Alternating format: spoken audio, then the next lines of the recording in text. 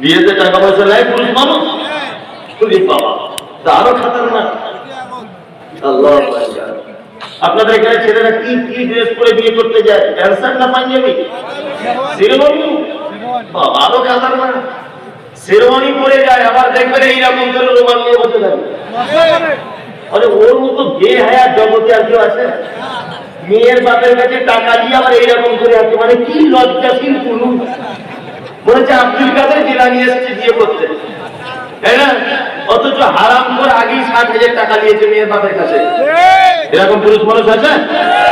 আছে। আদেশ করিল আল্লাহ পবিত্র কোরআনে, আর বিবাহ করিতে যত আদম সন্তানের। আদেশ করিল আল্লাহ পবিত্র কোরআনে, বিবাহ করিতে যত আদম সন্তানের। কোরআনে আদেশে আল্লাহ যদি না করিত, মানুষের বংশ সব ধ্বংস হয়ে যেত। কিন্তু বর্তমানে হতে চায় এমন, বেটির বিয়েতে বেটার বাপ নিচ্ছে কত পণ। কেউ সোনা দানা দিচ্ছে, কেউ টাকা করি, কেউ জমি জায়গা নিচ্ছে, কেউ নিচ্ছে বাড়ি। আবার কত বাপজি বলে নিব না গোপন, আর বেটা বেটি সাজিয়ে দিক বিয়াই আপন। টাকার বেলায় সাধু সাজে, জমির বেলায় চোর। বর্তমানে বেটার বাপ এমনি হারামখোর। চোর লোকে চুরি করে অন্ধকার হলে, বেটার বাপ করে চুরি দিনেরও উজ্জ্বলে। হায় বেটার বাপ তুমি এমনি লোভী হলে, টাকার বদলে বেটা বিক্রি করিলে। রংপুরের ঘাটে শুনি বিক্রি হয় পাঠা, পাঠার মতো বিক্রি করো তোমরা নিজের বেটা। হায় বেটার বাপ তুমি এমনি লোভী হলে, পাঠার মতো বেটা বিক্রি করিলে। তোর জন্য কত নারী বিষ পান করে, কত নারী গলায় দড়ি দিয়ে ঝুলে পড়ে।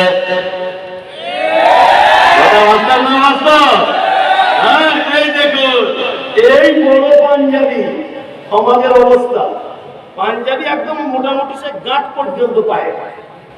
3-4 বার হজ করে এসছে, টাকা পয়সা ছিল। আর মক্কা মদিনার ফুটপাতে বড় বড় জুতা বিক্রি হয়, 10-12টা কিনে নিয়ে এসছে। আর সেই নাম কালারিং সব তসবি, আর লাল কালার সবুজ কলা ওড়না। বেটার বহু দেখতে গেছে, বেটার জন্য মেয়ে দেখতে গেছে। আমার ভাষা বুঝতে অসুবিধা নেই তো? বহু দেখতে গেছে, তো মেয়েটা দেখে পছন্দ হয়েছে।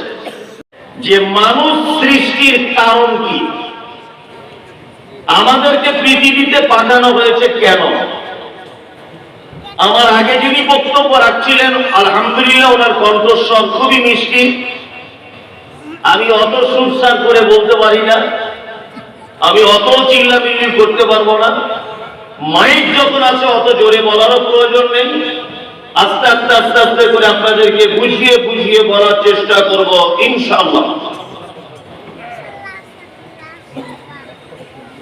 সারা পৃথিবীতে কোন মানুষ যদি কোনো কাজ করে, তার পিছনে একটি উদ্দেশ্য থাকে, থাকে না?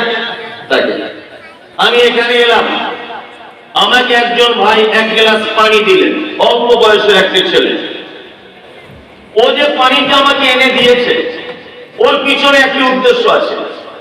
উদ্দেশ্য কি? যে একজন বহিরাগত মেহমান এসেছে, তাকে যদি আমি 1 গ্লাস পানি যদি পান করাই, তাহলে আমি এর বিনিময়ে 2টো নেকি পাবো। এই উদ্দেশ্যটাও তার থাকে, থাকে না? থাকে। এই সারা পৃথিবী নামক জায়গাতে আমাদেরকে যে আল্লাহ সুবহানাহু ওয়া তাআলা পাঠিয়েছেন, আচ্ছা এর উদ্দেশ্যটা কি? এর উদ্দেশ্য সম্পর্কে আল্লাহ সুবহানাহু ওয়া তাআলা বলছেন, আমা খালাকতুল জিন্না ওয়াল ইনসা ইল্লা লিয়াবুদুন। আমি মানুষকে আর জিন জাতিকে পাঠালাম এই কারণে যে তারা শুধুমাত্র আমার ইবাদত করবে, আমার দাসত্ব করবে, আমার গোলামি করবে। এই কারণে পৃথিবীতে তাদেরকে পাঠানো হয়েছে, তাই তো? এইবার আপনাদেরকে একটা কথা বলি। আচ্ছা বলুন, মানুষ সৃষ্টির আগে, জিন সৃষ্টির আগে আল্লাহর ইবাদত করার জন্য আল্লাহ কি অন্য কোন মাখলুককে তৈরি করেছিলেন? ভেবে বলুন, হুঁশ মোটা করে না বলে কাজ নেই। তার আগেও করেছিলেন, ফেরেশতারা আছে। ফেরেশতারা নেই? ফেরেশতারা আছে। আমরা বিয়ে শাদী করি, আমরা মাহফিল করি, আমরা বাজার ঘাটে যাই, আমাদের বাচ্চা কাচ্চা মানুষ করি, আমরা স্কুলে যাই, আমরা মারামারি করি, আমরা কৃষি কাজ করি, ফেরেশতাদের এরকম কোনো ব্যাপার আছে? আছে? তারা কি করে? শুধু আল্লাহর ইবাদত করে, তাই না? এইবার আরেকটা কথা বলি। আচ্ছা বলুন, যে সারা পৃথিবীতে মানুষের সংখ্যা বেশি না অন্যান্য প্রাণীদের সংখ্যা বেশি? মানুষের। একটু ভেবে ভেবে কথা বলুন, একেবারে আবেগে কথা বললে তো হবে না। আপনার বাড়ির ফ্যামিলি মেম্বার 5 জন, কাল সকালে আপনি টেস্ট করবেন, 50 গ্রাম আখের গুড় নিয়ে আপনার বাড়ি এক সাইডে ফেলে দেবেন, দেখবেন 4-5 হাজার পিপিলিকা ঘুরছে, ঘুরছে না? আপনার বাড়ির ফ্যামিলির লোক 4 জন, মশারি টাঙান সবাই ঘুমের সময়, নিশ্চয় বাড়িতে 4টে মশা নেই? আছে? হাজার হাজার, তাই না? আপনাদের এই গ্রামে যদি চেক করা যায়, তো যত মানুষ বসবাস করে এই গ্রামে, তার থেকে গরু ছাগল হাঁস মুরগি গুনতিতে বেশি, বেশি না? বেশি। এবার আল্লাহ সুবহানাহু ওয়া তাআলা বলছেন, ইসাববিহু লিল্লাহি মা ফিস সামাওয়াতি ওয়া মা ফিল আরদ। জলে স্থলে পাহাড় পর্বতে যারা যেভাবে যে স্থানে বসবাস করছে, সবাই নিজে নিজের ভাষাতে আমার প্রশংসা, আমার তাসবিহে তারা ব্যস্ত, তাই না? গরু আল্লাহর ইবাদত করে, হাঁস মুরগি আল্লাহর তাসবিহ বর্ণনা করে, করে না? হ্যাঁ, বনের পশুরা তারাও করে, করে কি করে না? করে। তাহলে এত প্রাণী আল্লাহর ইবাদত করে, ফেরেশতারা আল্লাহর ইবাদত করে, তবু আল্লাহর এত ইবাদতের প্রয়োজন কেন যে আমাদের মতোই বদমাশ লোক মারামারি করবে, খুনাখুনি করবে, বৃদ্ধাশ্রম করবে, ভাতকে খেতে দেবে না, মসজিদে যাবে না, মাদ্রাসার বিরোধিতা করবে, কোরআনের বিপক্ষে বক্তব্য রাখবে, এই সমস্ত ভেজালগুলোকে তৈরি করা হলো কেন? কিসের কারণ? হাঁস মুরগি গরু ছাগল পাখি পশু ফেরেশতা এত কিছু ইবাদত করে আল্লাহ সুবহানাহু ওয়া তাআলার মন ভরছে না? আমাদের মতো লোকগুলোকে তৈরি করতে হলো। এর ভিতরে মারাত্মক লজিক আছে, মারাত্মক। তার ভিতরে একটা কথা আপনাদেরকে বলি, সেটা হচ্ছে এই, আসলে মূলত বিষয় হচ্ছে আমরা হাদিস এবং কোরআনের অনেক শব্দের ব্যাখ্যা, অনেক শব্দের বিশ্লেষণ আমরা আজও পর্যন্ত উদ্ধার করতে পারিনি, আজও পর্যন্ত পারিনি। পেরেছি? পারিনি। ওই জন্য আমরা শুধুমাত্র আলেম ওলামাদের কাছে একটা বিষয়ে প্রশ্ন রাখি, যে আল্লাহ যদি শুধু ইবাদত করার জন্যই যদি পৃথিবীতে পাঠায়, তাহলে আমি কি আর অন্য কাজ করবো না? আমার জীবনে আমার লাইফ অন্য কিছু নেই, শুধু তার ইবাদতই করতে হবে? এবার আপনাকে আমি একটা জিনিস বোঝাই। আচ্ছা বলুন তো, মানুষ গড়ে বাঁচে কত বছর? গড়ে 60 বছর। আল্লাহ বলছে ইবাদত করার জন্য পাঠিয়েছে পৃথিবীতে, 60 বছর বেঁচে থাকে, 30 বছর ঘুমায়, ঘুমায় না? ঘুমায়। আবার ওই 30 বছরের ভিতরে আরো 10 বছরও ন্যান্ত অবস্থাতে ঘোরাফেরা করে, হিতাহিত জ্ঞান থাকে না, তো তখন শিশু, তাই না? তাহলে 30 থেকে 10 মাইনাস হয়ে গেল, থাকলো কত বছর? 20।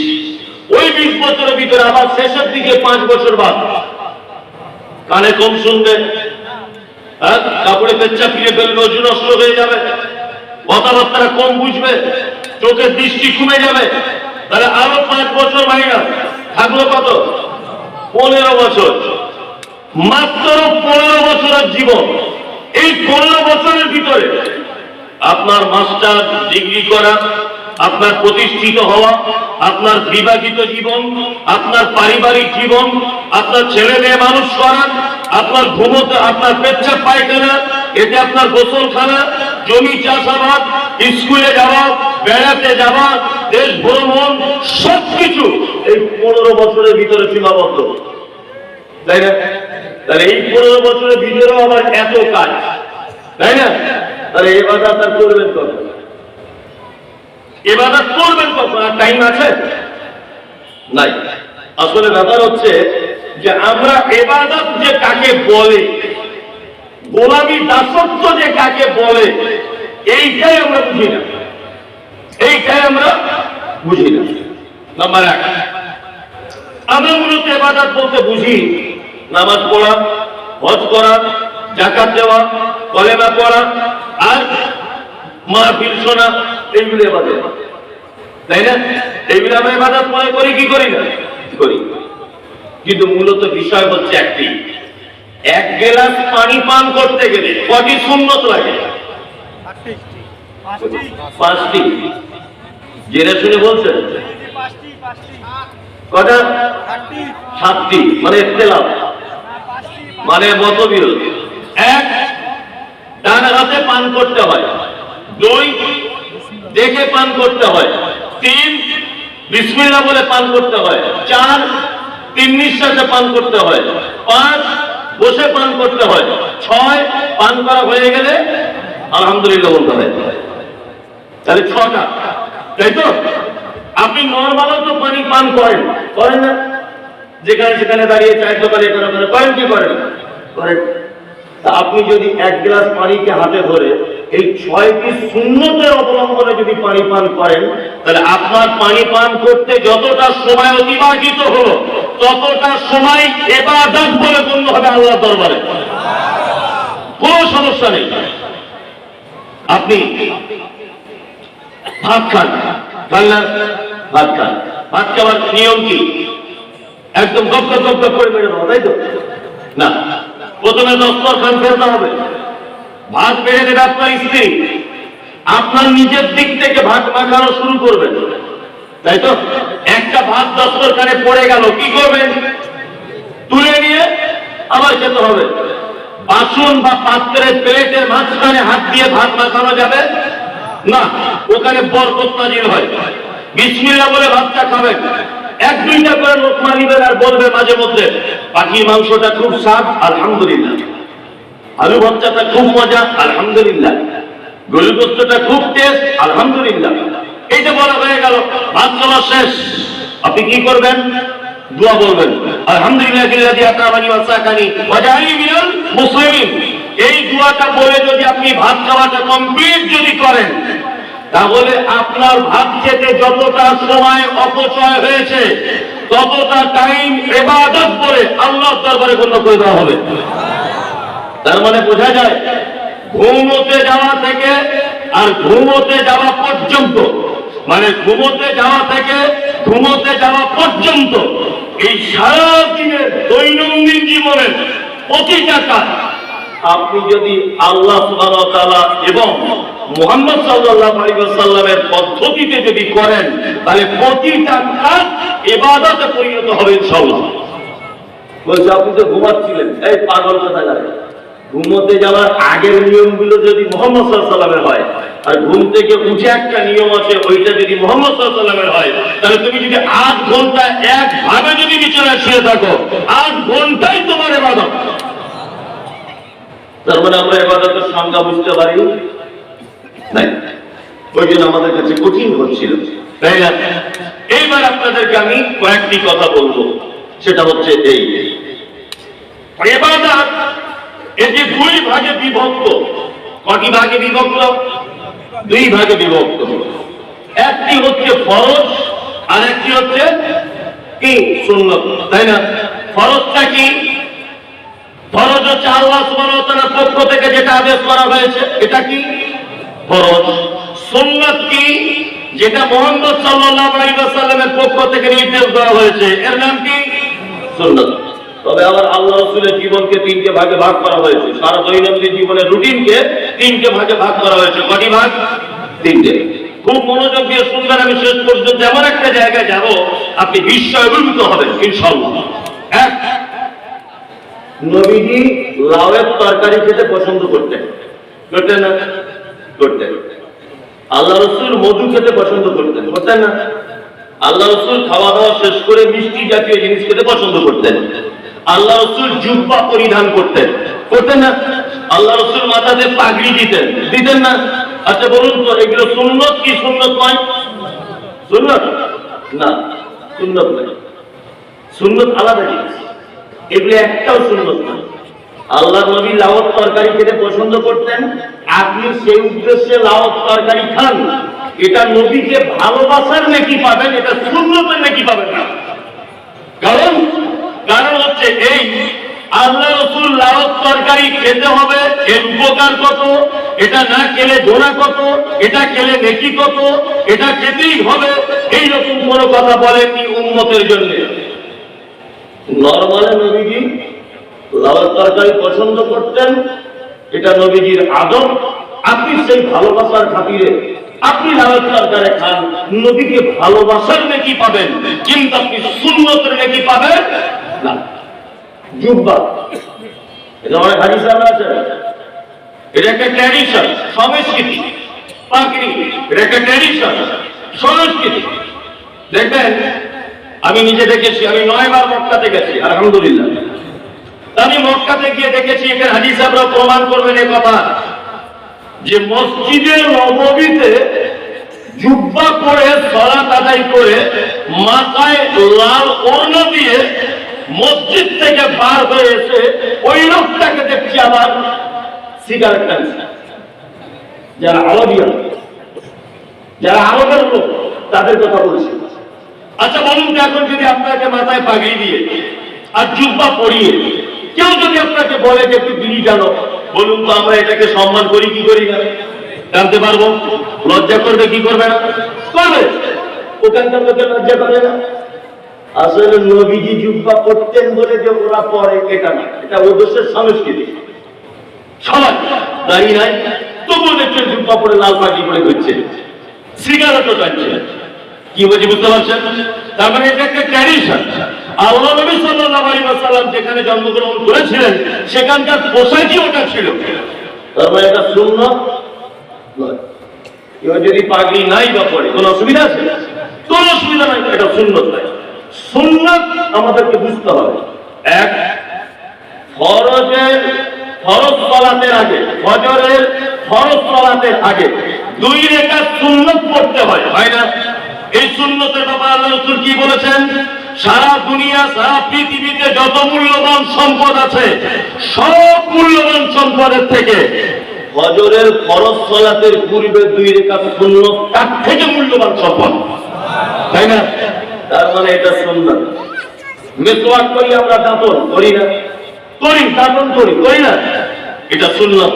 আল্লাহ রাসূল বলেছেন, আমার উম্মতের জন্য যদি এটা আমি কঠিন মনে না করতাম, কঠিন যদি মনে না করতাম, তাহলে আমার উম্মতের প্রতিটা মানুষের জন্য এটা বলে যেতাম, তারা যেন প্রত্যেক সালাতের আগে তারা যেন মিসওয়াক করে নেয়। তার মানে মিসওয়াকের ব্যাপারে আল্লাহ রাসূল গুরুত্ব দিয়েছেন, খুব বেশি। এটা সুন্নাত। কিন্তু লাউয়ের ব্যাপারে গুরুত্ব দেননি।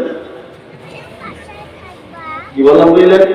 মধুর ব্যাপারে গুরুত্ব দেননি, জুব্বার ব্যাপারে গুরুত্ব দেননি। ভালো করে বুঝবেন। আপনার পাগড়ির ব্যাপারে গুরুত্ব দেননি, এমনি নরমাল গতিতে ছিলেন। তাহলে আমরা সুন্নাত বুঝে গেলাম, আর নরমাল গতি কোনটা এটা কি বুঝে গেলাম, তাই তো? এবার আপনাদেরকে বলছি, ইবাদত। ইবাদত আমরা করব মাত্র 2টা জিনিসকে লক্ষ্য রেখে। তারপরে আমি আবার একটু অন্যদিকে যাচ্ছি। 2টা জিনিস। এক, ইবাদত সন্তুষ্টি অর্জনের উদ্দেশ্য হতে হবে শুধুমাত্র রবের। কার? রবের। আর ইবাদতের পদ্ধতি হতে হবে মুহাম্মদ সাল্লাল্লাহু আলাইহি ওয়াসাল্লামের, তাই না? কোন পীর হুজুরের পদ্ধতিতে চলবে? আমরা বারবার বলছি এ কথা আল্লাহর নবী বলেছে, ও বারবার বলছে এ কথা ইমাম আবু হানিফা বলেছে, আমরা বারবার বলছি এ কথা আল্লাহর নবী বলেছেন, হুজুর বারবার বলছে এটা আমাদের পীর সাহেব বলেছেন, আমরা বারবার বলছি এ কথা মুহাম্মদ সাল্লাল্লাহু আলাইহি ওয়াসাল্লাম বলেছেন, উনি বলছেন বারবার এটা আমাদের বড় পীর সাহেব বলেছেন। পৃথিবীর কোন মানুষের পদ্ধতিতে ইবাদত করলে ইবাদত কবুল হবে? পদ্ধতি কার হতে হবে? মুহাম্মদ সাল্লাল্লাহু আলাইহি ওয়াসাল্লাম। এবার আপনাদেরকে একটা ভয়ঙ্কর কথা আমি বলে দিই। আল্লাহ তাআলা বলছেন, আমিলাতুন নাসিবা তাসলা নারান হামিয়া। এক শ্রেণীর মানুষ তারা ইবাদত করে, ইবাদত করতে করতে নাসিবা এক পর্যায়ে তারা ক্লান্ত হয়ে যায়, তারপরেও তাদেরকে ধরে জাহান্নামের ভিতরে ঢোকানো হবে। এরা কারা? আল্লাহ বলছে ইবাদত করে করে করে করে ক্লান্ত হয়ে যায়, তারপরেও ওকে ধরে নিয়ে যাওয়া হবে কোথায়? জাহান্নামে। এরা কারা? এরা কোন ইবাদতকারী? এরা হচ্ছে সেই ইবাদতকারী যারা ইবাদত করেছে ঠিক, কিন্তু উদ্দেশ্য একটা, সেটা হচ্ছে মানুষকে সন্তুষ্টি করা, দুই পদ্ধতি মানুষের তৈরি করা। এই জন্য তার থাকার জায়গা জাহান্নাম। আমি গতকাল দিনের বেলাতে একটা মাহফিল করেছিলাম, গতকাল দিনাজপুরে, আর রাত্রের একটা করেছি। ওখানে একটা কথা বলেছি যে বাংলাদেশের মাটিতে তাবলীগ জামাতরা খুব অ্যাক্টিভ নয়, খুব অ্যাক্টিভ। আল্লাহ তাআলা মুহাম্মদ সাল্লাল্লাহু আলাইহি ওয়াসাল্লামকে বলছেন, কিতাবুন উনজিলা ইলাইকা ফালা ইয়াকুন ফি সাদরিকা হারাজুন মিনহু লিতুনজিরা বিহি ওয়া যিকরা লিল মুমিনিন। মুহাম্মদ সাল্লাল্লাহু আলাইহি ওয়াসাল্লাম, আপনার উপরে যে কিতাব অবতীর্ণ করা হয়েছে, এই কিতাব দিয়ে আপনি মানুষকে ভয় দেখান, এই কিতাব দিয়ে আপনি মানুষকে দাওয়াত ও তাবলীগ করুন। আল্লাহ মুহাম্মদকে বলছেন আপনি কোরআন দিয়ে তাবলীগ করুন। বাংলাদেশে তাবলীগ জামাত আছে না, এখন আবার মারামারি চলছে, দেখছেন না? জুবায়ের গোষ্ঠী আর সাদ গোষ্ঠী, মানে যারা জুবায়ের পন্থী লোক, ওরা জুবায়েরকে খুশি করার জন্য তাবলীগ করছে, যারা সাদকে খুশি করার জন্য তাবলীগ করছে তারা সাদ গোষ্ঠী নিয়ে ওই আপনার টঙ্গীর ইস্তেমা মাঠে দেখতে পাচ্ছে না মারামারি চলছে। আল্লাহু আকবার। মুহাম্মদ সাল্লাল্লাহু আলাইহি ওয়াসাল্লামের হাদিস, কোন মুসলিম যদি আরেকজন মুসলিমের সঙ্গে যদি লড়াই যদি করে, যে হত্যা করবে আর যে হত্যা হবে দুজনেরই থাকার জায়গা জাহান্নাম। অথচ ওইখানে তাবলীগের মাঠে, ইস্তেমার মাঠে মারামারি চলছে। এ তাবলীগের পদ্ধতি যদি মুহাম্মদ সাল্লাল্লাহু আলাইহি ওয়াসাল্লামের না হয়, তাহলে কিন্তু খুব বিপদ। বিপদ নয়, খুব বিপদ। আল্লাহ বলছে কোরআন দিয়ে মানুষের কাছে দাওয়াত দিতে হবে। আর 40 দিনের জন্য বার হয়েছে, 40 দিন বউ ছেড়ে বাড়িতে রেখে। কতজন মিলে? না 50 জন মিলে বার হয়েছে। এখান থেকে যাবে কোথায়? না নরসিংদীতে যাবে তাবলীগ জামাত নিয়ে। ফরজ নামাজের পরে বলছে আপনারা বাকি নামাজ বাদ বসে যাবেন, দিন ও ঈমানের কথা আলোচনা হবে। বলছে তারপরে দেখছি আমির সাহেব একটা বই বার করছে, তার ব্যাগ থেকে নাম তার ফাজাইলে আমল। আমির সাহেবের উচিত কি ছিল?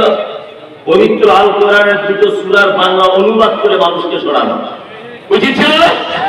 যদি আপনি ওকে বলতেও যদি যান যে কি ব্যাপার, আপনি কোরআনের বাংলা অনুবাদ করুন, যে একটাই কথা বলবো যে আমাদের উপর মহল থেকে নিষেধ করা আছে, ওর এটাই উত্তর। তার মানে ও মানুষের পদ্ধতিতে ইবাদতে মগ্ন। কি বললাম বুঝলেন না? আর আল্লাহ তাআলার ভাষা হচ্ছে কি? আমিরাতুন নাসিবা তাসলা নারান হামিয়া। একসাথেই মানুষ তার ইবাদত করবে, ইবাদত করতে করতে করতে করতে ক্লান্ত হয়ে যাবে, তারপরেও তাদের থাকার জায়গা জাহান্নাম। আমি বুঝতে পারি না এরা কি উদ্দেশ্যে ইবাদত করে। একজন চাচি, একজন খালা শবে বরাতের দিন হালুয়া করেছে, ভালো করে বুঝলেন?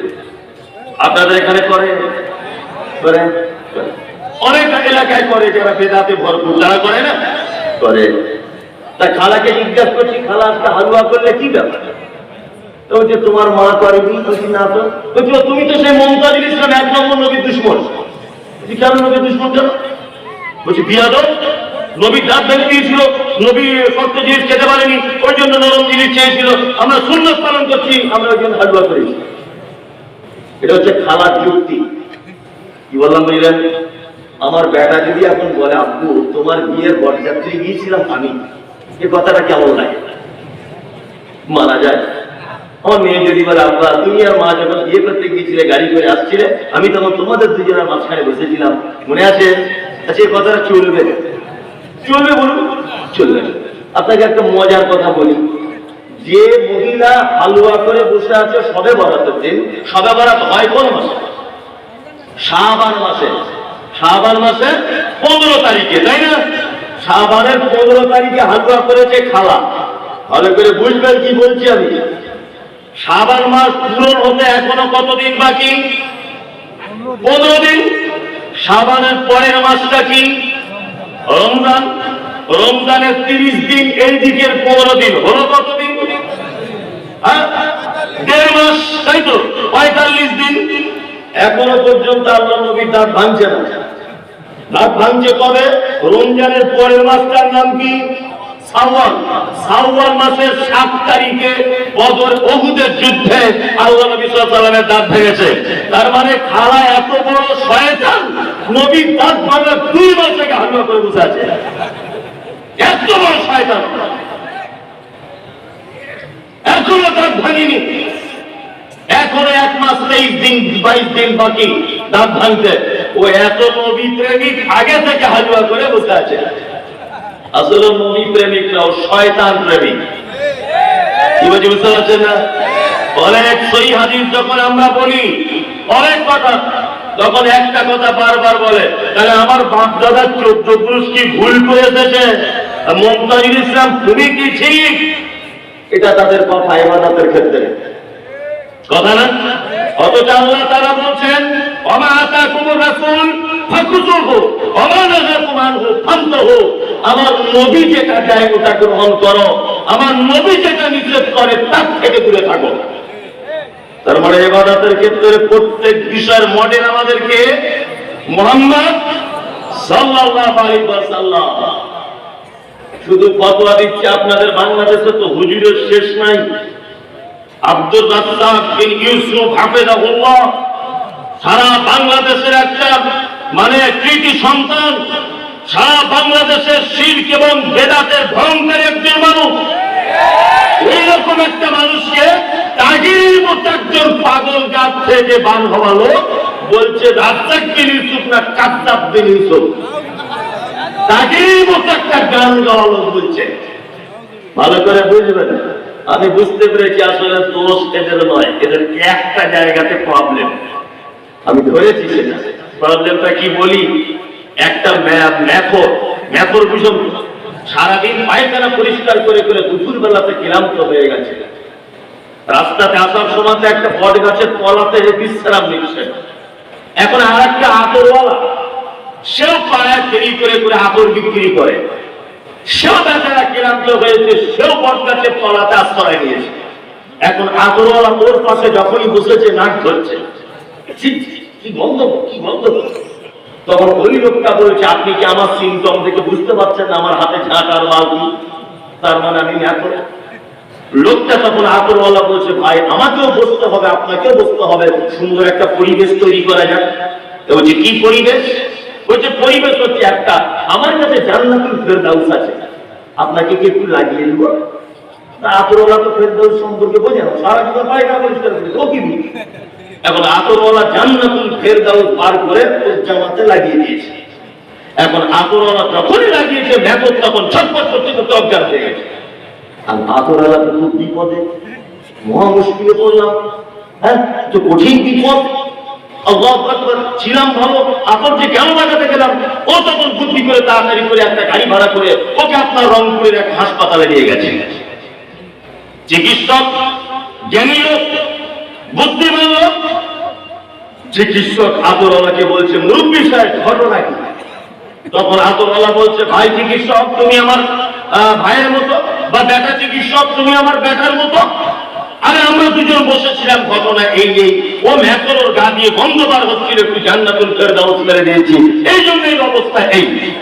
তখন ডাক্তার জ্ঞানী মানুষ বলছে, তাহলে এর তো ওষুধে কাজ হবে না। তো বলছে, বাপ এর জ্ঞানটা যাতে ফিরে ব্যবস্থাটা করে দাও, বাড়ি যেতে পারে। তখন ডাক্তার বিচক্ষণ ডাক্তার বাবু বলছে, এক কাজ করুন, হাসপাতালের পিছনে দেখুন টয়লেট আছে, ওখান থেকে কাঁচা হোক আর পুরাতন মাল হোক, একটু তুলে এনে ওর নাকে ঘষে দেখে, দেখবেন ও ঠিক লাফ মেরে উঠবে। কাঁচা বা পুরাতন পায়খানা এনে ওর নাকে চ্যাপ করে মেরে দিয়েছে, ও লাফ মেরে উঠেছে। তখন আতরওয়ালা বলছে, ডাক্তার বাবু আপনি কি জাদুকর? পায়খানা দিয়ে রুগী ভালো করলেন। তখন ডাক্তার বলছে, শোনো আতরওয়ালা মুরব্বী, যে লোকটা জন্ম থেকে, যে লোকটার জ্ঞান বুদ্ধি হওয়া থেকে মানুষের পায়খানার গন্ধ শুকিয়ে এসেছে, তুমি হঠাৎ করে যদি জান্নাতুল ফেরদাউস দাও, সহ্য করতে পারে? সারা জীবন যারা বেদাত করে করে করে, সারা জীবন যারা শিরক করে সারা জীবন যারা মাজারে গিয়ে তাদের মাথাটা এয়ারপোর্টের মতো ঘাত গজিয়ে গেছে, ওদের সামনে যদি আব্দুর রাজ্জাক বলে ইউসুফ সহিহ হাদিসের দাওয়াত দেয়, ওরা নিতে পারে? কখনো সহ্য করতে পারবে না। এই জন্যই তো বলবে আহলে হাদিস মানে আলাদা দল, জাহান্নামে যাবো না। খাওয়াটাই বলছে আলাদা দল। কি বলছে বুঝতে পারছেন না? তার মানে বেদাত করে মগজে আর নতুন কিছু ঢোকে না, কিছু ঢোকে না। মুহাম্মদ সাল্লাল্লাহু আলাইহি ওয়াসাল্লাম সহিহ হাদিস থেকে প্রমাণ পাওয়া যায়। হাদিস বর্ণনা করেছেন আম্মা আয়েশা সিদ্দিকা রাদিয়াল্লাহু তাআলা আনহা। তিনি বলেন আল্লাহ নবী সাল্লাল্লাহু আলাইহি ওয়াসাল্লাম বলেন, মান আমিলা আমালা লাইসা আলাইহি আমরুনা ফাহুয়া রাদ্দুন। মানুষ যদি কোন আমল করে, সেই আমলের ব্যাপারে আমার পক্ষ থেকে যদি কোনো ডিসিশন, আমার পক্ষ থেকে যদি কোনো রায় যদি না থাকে, সে আমল বাতিল। সে আমল কি? তাহলে আমাদের প্রতিটা ব্যাপারে প্রেসক্রিপশন করবেন কে? মুহাম্মদ সাল্লাল্লাহু আলাইহি ওয়াসাল্লাম। সুদ সমাজ একটা রোগ, ব্যভিচার সমাজ একটা রোগ, বৃদ্ধাশ্রম সমাজ একটা রোগ, ঘুষ সমাজ একটা রোগ, অন্যায়ভাবে মানুষকে সাজা দেওয়া সমাজ একটা ভাইরাস। এই সমস্ত ভাইরাসের চিকিৎসা কে চিকিৎসক? মুহাম্মদ সাল্লাল্লাহু আলাইহি ওয়াসাল্লাম।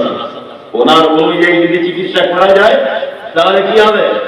সব সুস্থ হয়ে যাবে। ওনাকে বাদ দিয়ে যদি অন্য ডাক্তার দেখাতে যান, তাহলে বিপদ হয়ে যাবে, তাই না? আপনাকে ফর এক্সাম্পল আর একটা মজার কথা বলি, দেখবেন শুনতেও ভালো লাগবে, জ্ঞান বাড়ছে। একটা লোক ডাক্তারখানাতে গেছে। তা ডাক্তারখানাতে যাওয়ার পরে লোকটার চোখের খুব প্রবলেম, চোখের প্রবলেম। এখন ডাক্তারবাবু তার চোখে মেশিন দিয়ে থাকার পরে প্রেসক্রিপশন করে দিয়েছেন যে 50 পাওয়ারের একটা চশমা লাগবে। আর ও লোক গেছে ফার্মেসিতে, ফার্মেসিওয়ালা দেখে 50 পাওয়ারের চশমা দিচ্ছে। তা রুগী জিজ্ঞাসা করছে চশমাটার দাম কত ভাই? তো বলছে 50 টাকা। রুগী তখন বলছে 100 পাওয়ারের দাম, বলছে ওটার দামও 50। বলছে 150 পাওয়ারের, বলছে ওইটার দামও 50। তখন রুগী তখন বলছে তাহলে 150 পাওয়ারেরটাই থাকে। ভালো করে বুঝবেন, কথায় হাসি কিন্তু জ্ঞান আছে, দেখবেন কতটা শেষে। না 150 পাওয়ারের চশমা নিয়েছে, চশমা নিয়ে বাড়ি আসতে আস্তে আস্তে বাজারে মাছ বিক্রি হচ্ছিল। পুঁটি মাছগুলোকে কাতলা মাছের মতো দেখেছে। কাতল মাছ বুঝেন, এই বড় বড় মাছ। এখন ও কাতল মাছ হিসাবে কিনে নিয়ে এসেছে। যখন খেতে বসেছে, তখন ওই স্ত্রী পুঁটি মাছ সাধারণত আমাদের দেশের কথা বলছি, টক দিয়ে রান্না করে, সরিষা বাটা দিয়ে চচ্চড়ি করে, এরকম হাবি জাবি ভেজে খায়, তাই না?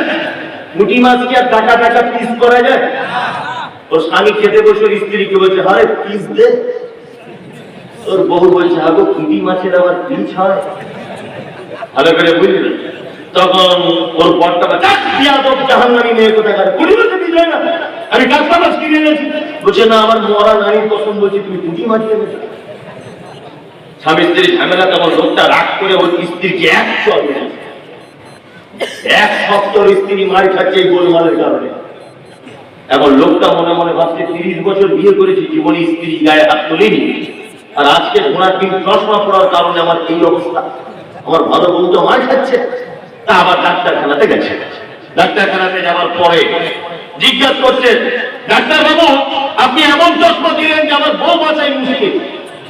তখন ডাক্তার বলছে, না ভাই আমি তো ঠিকই দিয়েছি। তো বলছে, দেখি আপনার চশমাটা খুলে ডাক্তার বাবু দেখি, ডাক্তার বাবুরও মাথা খারাপ যে ভাই আমি তো এই পাওয়ারের চশমা লিখিনি, আমি তো লিখেছি 50। তখন রুগী তখন বলছে, কি বলছে? রুগী বলছে এটা যে ডাক্তার বাবু 50 পাওয়ার দামও 50, 100 দামও 50, 150 দামও 50। ওই জন্য আমি বুদ্ধি করে একটু বেশি পাওয়ারেরটাই নিয়েছি। আচ্ছা বলুন তো, ডাক্তারের কথা না শুনলে রুগী বাঁচবে? বাঁচবে? বাঁচবে না। আল্লাহ নবী সাল্লাল্লাহু আলাইহি ওয়াসাল্লাম বলেছেন, আখিরুল কালাম লা ইলাহা ইল্লাল্লাহ ফাদাখালাল জান্নাহ। কোন মানুষ যদি মরার আগে বিছানায় শুয়ে আছে, মুমূর্ষ ব্যক্তি, গালে পানি দেওয়া চলছে, গালে দুধ দেওয়া চলছে, এই সময়টা যদি লোক একবার যদি বলে দেয় লা ইলাহা ইল্লাল্লাহ, নবীজি বলেছেন তার থাকার জায়গা কোথায়? জান্নাত। হুজুর এইটাকে বাদ দিয়ে মাদ্রাসা থেকে 4টি ছেলে পাঠিয়ে দিয়েছে, বলছে কি ইয়াসিন সূরাটা গিয়ে পড়ে দিবেন। কি বলছি বুঝতে পারছেন না? বলছে কি ইয়াসিন সূরাটা পড়ে দেন, জানটা তাহলে আস্তে করে বার হবে, আপনার বাপের কোনো কষ্ট হবে না। কি বললাম বুঝলেন? মুহাম্মদ সাল্লাল্লাহু আলাইহি ওয়াসাল্লামের যেখানে যে অবস্থায় যেভাবে যে পদ্ধতিতে করতে বলেছেন, পদ্ধতির একটুখানি উল্টো পাল্লা করলে চলবে না। জানাজার নামাজ হচ্ছে, একটা লোক বারবার মাইয়াতের পক্ষ থেকে বলছে সবাই দোয়া বলুন, মিনহা খালাকাকুম ওয়া ফিহা নুঈদুকুম ওয়া মিনহা নুখরিজুকুম তাওরাতান উখরা। এই দোয়া বলে দিলেন। আমি সেখানে বলছি একজন কেউ বলবেন না, সবাই বিসমিল্লাহ বলে দেন। তো চাচা আমার দিকে বড় বড় চোখ বার করে বলছে, এটা বিয়ে হতো কত টাকা রে, কোন মাদ্রাসা থেকে পড়েছো তুমি? বললো অসুবিধা কি, মিনা খালাকাকুম, এটা কোরআনের আয়াত। আচ্ছা চাচা, কোরআনের আয়াত ওই জন্য বললে অসুবিধা নাই? বলছে না, বললে অসুবিধা নেই। আচ্ছা আচ্ছা, তুমি কি করে বুঝলে? বলছে তুমি কি করে বুঝলে বলা যাবে না, কোরআনের আয়াত বলা যাবে না মানে? খুব তর্ক বিতর্ক। আমি তখন বলছি চাচা বলো তো দেখি, কোরআনে একটি ছোট্ট সূরা আছে, 3 বার তেলাওয়াত করলে, একবার কোরআন খতম করলে যত নাকি পাওয়া যায়, বলো তো চাচা কোন সূরা? তো বলছে কুল ওয়াল্লাহু আহাদ আল্লাহুস সামাদ, সূরা ইখলাস। বাহ, খুব চমৎকার। আচ্ছা বলুন, আপনি নামাজ পড়েন তো? বলছে নামাজ পড়ি না মানে? আর কপাল দেখে বুঝতে পারছো না কতদিনের নামাজি আমি? সব ঠিক আছে। আচ্ছা চাচা, রুকুতে গিয়ে কি বলে?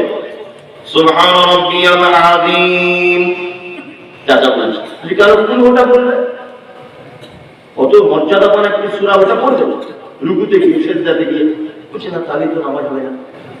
এবার আপনাদের জ্ঞান হারিয়েছে, জ্ঞান হারিয়েছে। ওটা কোরআনের আয়াত, কোরআনের আয়াত না, ওটা কোরআনের একটি আয়াত, কিন্তু ওইটা যে মাটি দেওয়ার সময় বলতে হবে, এটা তোমাকে বলবো। কুল ওয়াল্লাহু আহাদ, এটাও তো একটা সূরা, এটা তুমি রুকুতে গিয়ে বললে অসুবিধা কোথায়? তার মানে বুঝতে পারা যাচ্ছে, যেখানে যে জিনিসটা লাগবে সেখানে সেইটাই করা লাগবে, বিন্দু পরিমাণে বিকৃতি করলে চলবে না, বিন্দু পরিমাণে বিকৃতি করা চলবে না। আল্লাহ আল্লাহ আমাদেরকে শুধুমাত্র পাঠিয়েছেন ইবাদত করার জন্য, তবে ইবাদত করার আগে খুব চিন্তা ভাবনা করে ইবাদত করা লাগবে। যে কোনো ইবাদত করলে হবে না। আল্লাহ তাআলা পবিত্র কোরআনের ভিতরে বলছেন, আল্লাযী খালাকাল মাউতা ওয়াল হায়াতা লিয়াবলুয়াকুম আইয়ুকুম আহসানু আমালা। আমি হায়াত এবং মওতকে তৈরি করলাম এই কারণে যে তোমাদেরকে যাতে জিজ্ঞাসা করা যায়, তোমাদেরকে যাতে প্রশ্ন করা যায়, তোমাদেরকে যাতে পরীক্ষা করা যায় যে তোমাদের ভিতরে উত্তম আমল, উত্তম কাজ কে করেছো। এইটা, এটা একটা পানির বোতল, এর নাম হচ্ছে পুষ্টি। পানির বোতল দেখবেন এর বোতলের কোন এক জায়গায় লেখা আছে 100% খাঁটি। এই কোম্পানি লিখেছে কেন? লিখেছে এই কারণে, কোম্পানি এর কানে খবর এসেছে যে পানি একই প্রোডাক্ট অন্য কোম্পানিতে ভেজাল করা হয়েছে। কি বলা বুঝলেন? এই কারণে লিখতে বাধ্য হয়েছে যে আমার মাল 100% খাঁটি, তাই না? আল্লাহ তাআলা কোরআন মাজিদে আমলের ব্যাপারে যত জায়গায় বলেছেন, তত জায়গায় বলেছেন আমিলাতুন নাসিবা। আল্লাহ তাআলা বলেছেন আহসানু আমালা, উত্তম আমল করো, ওয়া আমিলুস সালিহাত, উত্তম আমল করো, সালেহ আমল করো। তার মানে গাদা গাদা আমলে ভেজাল আছে, আছে না? আমি ভেজাল মুক্ত কয়েকটি আমল আপনাদেরকে আজকে বলে দিয়ে আমি আমার দাওয়াতি কাজের সমাপ্তি ঘোষণা করব। আমি কয়েকটা খুব মূল্যবান আমল বলে দেবো, আপনারা কারা কারা করতে রাজি আছেন বলুন? একদম নির্ভেজাল আমল ইনশাআল্লাহ করবো। আপনারা বেকার বেকার হাত দিচ্ছেন শুধু। আসলে বাংলাদেশের মানুষ খুব আবেগী লোক, তাই না? লিল্লাহকে তাকবীর দিলে প্যান্ডেলে কাপড় পর্যন্ত কেঁপে যাচ্ছে। কিন্তু এরকম জলসা কত বছর শুনছেন? মিনিমাম 30 বছর। এখনো আপনার দাড়ি নাই, এখনো ঘাটের নিচে কাপড়, এখনো কোমরে সুদ খান, এখনো মসজিদে যান না, তাই না? অথচ লিল্লাহকে তাকবীরের বেলাতে একদম বগল পর্যন্ত দেখা যাচ্ছে না। কি বুঝতে পারছেন? এটা আবেগ, এসব দিয়ে কোনো কাজ হবে না। এসব মাঠ গরম করা ছাড়া কিছু না। কি বললাম বুঝলেন? এসব মাঠ গরম করা এছাড়া আর কিছু না। আর আমি তো মমতাজুল ইসলাম 2 পাতা পড়া মৌলভী সাহেব, আপনি যদি এখানে কাবা শরীফের ইমামকে যদি আনেন তবুও কোনো কাজ নেই, যদি মানা সিফাত যদি না থাকে। আমি মেনে নেব এই গুণ যদি আপনার ভিতরে না থাকে। ইনশাআল্লাহ আমি কয়েকটা ছোট্ট ছোট আমল বলে দিচ্ছি, আপনারা আজকে থেকে আমলগুলো করার চেষ্টা করবো ইনশাআল্লাহ। খুব পরিচিত আমল। এক, মেয়েরা অনেক আছে, ওদের ব্যাপারেও কয়েকটা আমল বলবো। ছেলেরাও যারা বসে আছেন আপনাদের ব্যাপারেও কয়েকটা আমল বলবো ইনশাআল্লাহ। ওদেরটা আগে বলি না আপনাদেরটা আগে বলবো? ওদেরটা আগে বলি না, আরো পাগলির মতো বসে আছে অনেকক্ষণ থেকে, ওদের বুদ্ধি শুদ্ধি একটু তো কম, এমনিতে রেগে হয়তো পালাবে আর একজনের, তাই না? আল্লাহর নবী জনাবে রাসূলুল্লাহ সাল্লাল্লাহু আলাইহি ওয়াসাল্লাম নারীদের উদ্দেশ্য করে বলছেন, আল মারাতু ইযা সাল্লাত খামসাহা, একজন নারী জান্নাতের যে কোনো দরজা দিয়ে প্রবেশ করতে পারবে যদি চারটে কাজ করে। কটা? চারটা। এক, আল মারাতু ইযা সাল্লাত খামসাহা, সে যদি পাঁচ ওয়াক্ত যদি সালাত যদি আদায় করে, কি বললাম বুঝলেন? ওয়াসামাত সালাহা, এক মাস যদি সিয়াম যদি পালন করে, ওয়াতাআত বালাহা, সে যদি তার স্বামীর যদি সেবা করে, স্বামীর সঙ্গে যদি ভালো ব্যবহার করে, স্বামীর সঙ্গে ভালো ব্যবহার করে। আপনাদের এখানে কাছে এখন করছে, মানে খুব বিপদে আছে লোকটা, বুড়ো বয়সে যে কি সমস্যায় আছে। চেয়ারম্যান ভাই যদি থাকে তোর বাড়িতে একটু যান, বয়স্ক লোক চাদরের ভিতরে এমন করছে, তার মনে পারিবারিক ব্যাপারে সুখে নেই। তাই না? আল্লাহু আকবার। আমাদের আয়েশা আল্লাহ নবী প্রেম দেখেছেন? আমাদের আয়েশা বলছেন, যে গেলাসে আমি পানি পান করিতাম, পান করা হয়ে গেলে নবীকে দিতাম, দেখিতাম আমি ওগো নিজে নয়নেতে, ওখানে মুখ লাগাইয়া নবী পান করিতেন। গোস্ত খেয়ে হাড্ডি গুলো ফেলিয়া দিতাম, চুষে চুষে খেত নবী চোখেতে দেখিতাম। আমাদের আয়েশা রাদিয়াল্লাহু আনহা ভালোবাসতেন, এত প্রেম করতেন। আমাদের আয়েশা বলছেন, আমি কখনো গ্লাসে পানি পান করেছি, গ্লাসটা রেখে দিয়েছি, একটু সাইড হয়ে দেখেছি লুকিয়ে লুকিয়ে, আল্লাহ রাসূল গ্লাসের ওই জায়গাটায় মুখ লাগিয়ে আবার পানি পান করতেন, যে জায়গাটায় আমি আয়েশা মুখ লাগিয়েছিলাম। আমাদের আয়েশা বলছেন, আমি একটা নতুন চাঁদ দেখেছি, ওই চাঁদ দেখার পরে আর একটা নতুন চাঁদ দেখেছি, ওই চাঁদটা দেখার পরেও আর একটা নতুন চাঁদ দেখেছি, তার মানে পরপর 3 মাসে 3টে নতুন চাঁদ দেখেছি। আমাদের উনুনে আগুন জ্বলতো না, কখনো যদি কেউ খাবার দিয়ে যেত, আমি আল্লাহর নবীর জন্য খাবারগুলো রেডি করতাম।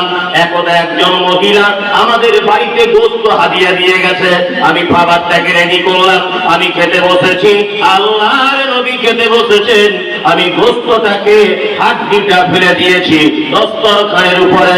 আমি বিশ্ব নবীকে দেখেছি ওই হাড্ডিটা তিনি দস্তরখান থেকে তুলে নিয়ে আবার মুখের ভিতরে দিয়ে চিবিয়ে চিবিয়ে রস বার করে করে তিনি খেতে।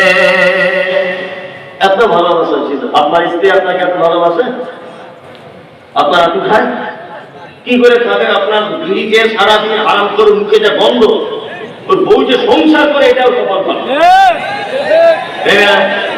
ওর বউ যে ওর কাছে থাকে এটাও কপাল ভালো। কত সুন্দর সাদা দাঁত তোর নিজের মতো করে দিয়েছে পান খেয়ে। এরকম লোক আছে না?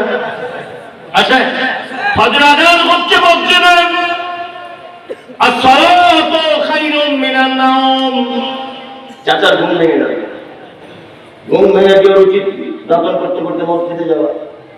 ও তখন ডাকছে, সাজিরের মা, আরে সাজিরের মা। তো বুড়িটা তখন বলছে, কি হলো? বলছে, দেশ লাইটে বলবে, দেশ লাইটে পাচ্ছি না।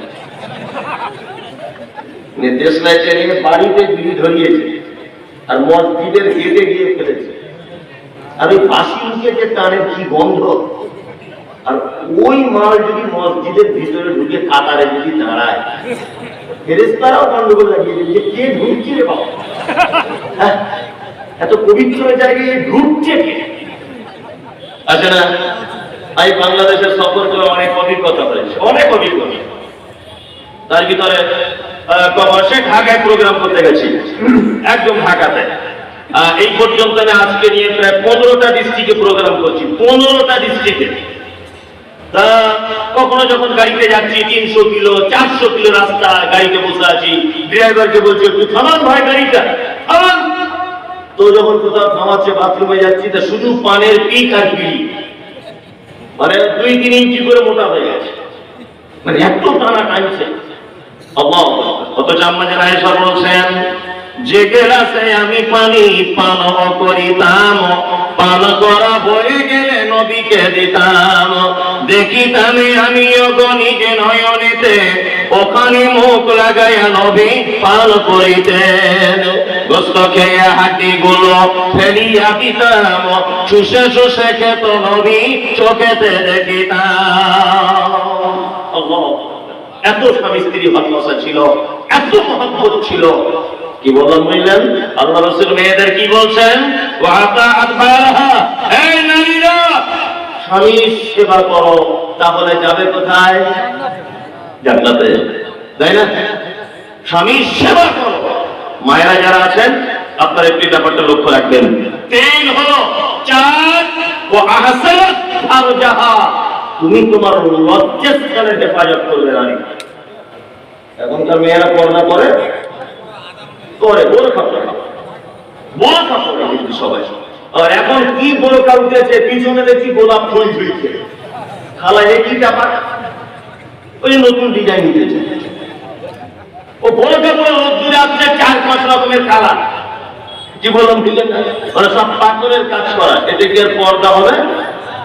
তোমার নানি যে বোরখা পরে, তোমার দাদি যে বোরখা পরে, তোমার মা যে বোরখা পরে, ঢিলা ঢালা বোরখা, গোটা বডির কিছু আঁচ করা যায় না। তোমার বয়স 16 বছর, তোমার বয়স 18 বছর, তোমার বয়স 20 বছর, তোমাকে এখন এই বোরখা পরা লাগবে, তোমাকে এই বোরখা পরা লাগবে। তুমি কেন টাইট ফিটিং করে আছো? গোটা বাংলাদেশ নয়, সারা পৃথিবীতে এখন নারীদের হাতের মুঠে চলে গেছে। তাই না? নারী আর নারী। আসলে এটা তো বুদ্ধি কম না?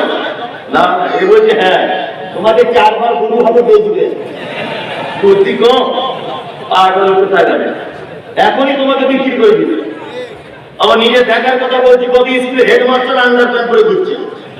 কি ব্যাপার, বড় ছেলের এই অবস্থা কেন? বলছি দ্বিতীয়বার আবার বিয়ে করেছিল, প্রেম ভালোবাসা করে 2টো বইয়ের টেনশনে মাথার তার কেটে গেছে। আমার নিজের অভিজ্ঞতার কথা বলছি। ওদেরকে পাগল ভাববেন না, ওদের পাল্লায় যে পড়েছে তার 12:30 বেজে গেছে। কি বললাম বুঝলেন? আর একটা জ্বলন্ত প্রমাণ বলবো, ওরা কেমন তার জ্বলন্ত প্রমাণ আপনাকে বলছি। আচ্ছা বলুন তো, আপনাদের এখানে রেল স্টেশন কোথায় আছে? রংপুরের রেল স্টেশনে গাড়িটা ট্রেনটা ঢোকার আগে প্ল্যাটফর্মের বাইরে দাঁড়িয়ে গেল, প্ল্যাটফর্মে ঢুকছে না। বলুন তো কি দেখে দাঁড়ায়?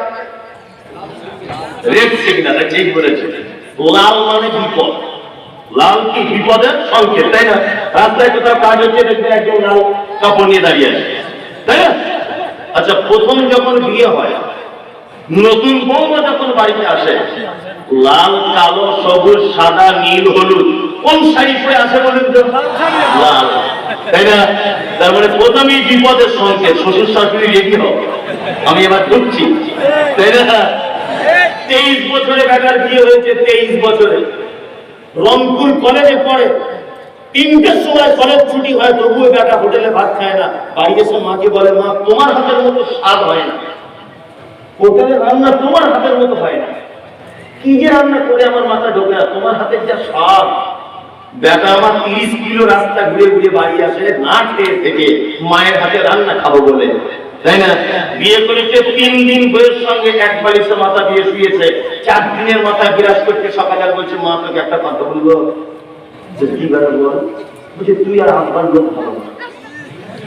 হঠাৎ করে তো বলছি, বাবারে আমার 23 বছর তোকে রান্না করে খাওয়ালাম রে, আর এতদিন তোর প্রবলেম ছিল না বেটা, তুই আজকে হঠাৎ করে বলছে আমার লোক ভালো না। কি ব্যাপার, কি উদ্দেশ্যে বলছিস? বলছে না, আমি যা ইনকাম করে শুনছি নাকি তুই সব বড় বোনেদেরকে দিয়ে দিচ্ছিস। এটা 3 দিনের তাবিজ। কি বলো বুঝলেন না? নারী এমন 3 দিন একটা কাছে একটা পুরুষকে পেয়ে 23 দিনের ভালোবাসাকে বিচ্ছেদ করে দিতে পারে। আর করছেও তাই, করছে করছে একদম, আপনি বললেও করছে, না করলেও করছে। আল্লাহ, এটা বাস্তবতা। ওদেরকে আপনি পাগল ভাবিয়েন না, অনেক বুদ্ধি ওদের। আল্লাহর নবী জনাবে রাসূলুল্লাহ সাল্লাল্লাহু আলাইহি ওয়াসাল্লাম বলুন তো দেখি, মিথ্যা কথা বলা জায়েজ না না জায়েজ? জায়েজ, তাই না? এবার একটা কথা জিজ্ঞেস করছি, বলুন, কেউ যদি মাঝে মধ্যে তার বউকে যদি মিথ্যা কথা বলে, এটা জায়েজ না না জায়েজ? জায়েজ, জায়েজ, ইয়েস জায়েজ। কারণ আল্লাহ রাসূল বুঝতে পেরেছেন এ কঠিন, মিথ্যা কথা বলতে পাপ হবে, কিন্তু এর কাছে মনে থেকে বড় অসুবিধা নেই। তারপরে ওর মন জয় করা খুব বিপদ, কি বলা বুঝলেন না, খুব কঠিন। প্রয়োজনে মাঝে সাথে একটা যদি মিথ্যা কথা আপনি বলেই যদি দেন, পাপ হবে। তাহলে বুঝতে পারছেন তো ওকে কন্ট্রোল করা কত কঠিন, খুব কঠিন, খুব। আল্লাহ নবী সাল্লাল্লাহু আলাইহি ওয়াসাল্লাম বলছেন, নারী ওয়াহসানাত ফারজাহা, তুমি তোমার লজ্জাস্থান হেফাজত করে নাও, ফাতাদখুল মিন আইয়াবিল জান্নাতিস সাত, জান্নাতের 8টা দরজা, যে কোনো দরজা দিয়ে তোমাকে প্রবেশ করা হবে, তোমাকে কেউ বাধা দিবে না। স্বামী বাড়িতে নাই, তোমার মামা আসতে চাইছে, আসতে পারবে, অসুবিধা নাই। স্বামী বাড়িতে নাই, তোমার ভাই আসতে চাইছে, কোনো অসুবিধা নাই। স্বামী বাড়িতে নাই, তোমার বোনের ব্যাগ আসতে চাইছে, কোনো অসুবিধা নাই। স্বামী বাড়িতে নাই, তোমার ভাইয়ের ব্যাগ আসতে চাইছে, কোনো অসুবিধা নাই। স্বামী বাড়িতে নাই, তোমার দাদু তোমার বাড়ি আসতে চাইছে, কোনো অসুবিধা নাই। স্বামী বাড়িতে নাই, তোমার আপন চাচা আসতে চাইছে, কোনো অসুবিধা নাই। কিন্তু তোমার স্বামী যখন বাড়িতে নাই, তোমার চাচা তো ভাই ফোন করে বলছে, বুবুরে তোদের বাড়িতে যাব, আপনাকে তখন বলতে হবে, ভাই রে তোর ব্যাপারে মুহাম্মদ সাল্লাল্লাহু আলাইহি ওয়াসাল্লাম রেড সিগন্যাল দিয়ে দিয়েছে, তোর দুলা ভাই বাড়িতে নাই, আসতে পাবি না। মামাতো ভাই যদি বলে, বুবু তোর বাড়িতে আমি যাব, তখন আপনাকে বলে দিতে হবে, ভাই রে প্রয়োজনে তোর বাপকে পাঠা, তুই আসতে পাবি না। কারণ হলো এই, আল্লাহর নবী আমার জন্য তোকে পর্দার কথা বলে দিয়েছে, আমরা দুজন এক জায়গায় দাঁড়িয়ে কথা বলতে পারবো না। প্রয়োজনে এটা ফোনে তোর সঙ্গে মিষ্টি করে ভাই বলে কথা বলা যাবে না, প্রয়োজনে বলতে যদি হয় তাহলে তোর সঙ্গে আমার কর্কশ ভাষাতে কথা বলতে হবে, মিষ্টি ভাষাতেও তোর সঙ্গে কথা বলা চলবে না, মিষ্টি ভাষাতেও কথা বলা চলবে না। 13 বছরের বৌমা বাড়িতে আসে, হঠাৎ করে দরজায়, কে? এটা কি সাবিনাদের বাড়ি? হ্যাঁ, এটা সাবিনাদের বাড়ি। তুমি কে? না, আমি তোমার শফিকুল মামা বলছি। আসসালামু আলাইকুম মামা। ওয়ালাইকুম আসসালাম। বাড়িতে ঢুকে গেল মামা, ডিম সিদ্ধ করে দিল, চাটা করে দিল, পাশাপাশি বসে গল্প করলো একটা খাটের উপরে। মামা ফ্যামিলি ব্যাপার, দুপুরে খাওয়া দাওয়া করলো। স্বামী বাড়িতে নাই, চলে গেল 5টার দিকে। ওর শাশুড়ি জিজ্ঞাসা করছে, সাবিনা বৌমা, 13 বছর তোমার সঙ্গে আমার বেটার বিয়ে হয়েছে, 13 বছরে তো কোনোদিন তোমার এই মামাটাকে তো দেখিনি, কোনোদিন আসেনি নাকি? তখন বহুমাটা সাবিনা বলছে, আম্মা আসলে এটা মামা বলতে এটা আমাদের গ্রামের কাপড়ের ফেরিওয়ালা, আমার মা ওর কাছে জামা কাপড় নাই, ভাই বলে ডাকে, ওই সূত্রে আমি ওকে মামা বলি। আচ্ছা বলুন তো, এই মামা চললে পাশার চাম উঠে যাবে মামা? কি বললাম বুঝলেন? পাশার চাম তুলে দিতে হবে মামা, এইসব মামা চলবে না। ইসলাম পর্দার ব্যাপারে কত কঠিন, আপনাকে একটা আশ্চর্য ঘটনা আমি বলে দিচ্ছি, শুনে রেখে দেবেন। আমার স্ত্রীর বাচ্চা কাচ্চা হয় না, এটা বোঝানোর জন্য বলছি, ওর জিনা হয়। আমার একটা ছেলে একটা মেয়ে, এটা বোঝানোর জন্য বলছি। আমার স্ত্রীর যখন বাচ্চা কাচ্চা দীর্ঘদিন হচ্ছে না, আমার স্ত্রী তখন আমাকে বলছে, আপনি যদি একটা হসপিটাল থেকে বাচ্চা কিনে আনেন বা কিছু করেন খুব ভালো হয়, আমি তাকে মানুষ করবো। না, আমারও খুব কষ্ট হয়, ও তার মাতৃত্বের স্বাদ পাচ্ছে না, আমিও আব্বা হতে পারছি না, তো হসপিটাল থেকে আমি একটা বাচ্চা কিনে নিয়ে এসেছি, 1 দিনের বাচ্চা। কিন্তু দুর্ভাগ্য হচ্ছে, আমার স্ত্রীর পেটে যখন বাচ্চা নেই, তাহলে ওর বুকে দুধ আসবে না, এটাই স্বাভাবিক, তাই না? তোর বুকে দুধ নেই, 1 দিনের বাচ্চা আমি খাওয়াবো কি? আমি তখন ফার্মেসি থেকে দুধ কিনে এনে গরুর দুধ ইত্যাদি খাইয়ে ওকে আস্তে আস্তে মানুষ করছে। আমার স্ত্রী ওকে এত ভালোবাসে যে আমার স্ত্রী ওকে বুকে জড়িয়ে ছাড়া ঘুমাতে পারে না। ওর পেচ্ছাপ পরিষ্কার করে, ওর পায়খানা পরিষ্কার করে। আমি যদি একটা দুটো কিছু কথা চড়া হয়ে বলি তা আমাকে আমার স্ত্রী গরম দেখায়, এই তুমি আমার বেটার করে কথা বলবে না। এত মহব্বত জমেছে। বন্ধুরে আমার স্ত্রী ওকে ছাড়া থাকতে পারে না, ও আমার স্ত্রীকে ছাড়া থাকতে পারে না। আস্তে আস্তে করে বড় হয়েছে, আমাকে আব্বা বলে ডাকতে শিখে গেছে, আমার স্ত্রীকে মা বলে। আমার স্ত্রী তাকে কোলে কোলে নিয়ে জড়িয়ে ধরে রাতের বেলা ঘুমায়, জোরে করে জড়িয়ে ধরে আমার স্ত্রী তাকে বেড়ায়। স্কুলে যাওয়ার সময় বেটা বলে মুখে চুম্বন দেয়, আমার বেটাটাও বুঝতে পারে না আমার স্ত্রীর মুখে চুম্বন দেয়। এক অপরের সঙ্গে এত ভালোবাসা, এত প্রেম যে আমার স্ত্রী তাকে ছাড়া বাঁচে না, সে আমার স্ত্রীকে ছাড়া বাঁচে না, আমি আমার বেটাকে ছাড়া বাঁচি না, বেটা আমাকে ছাড়া বাঁচে না।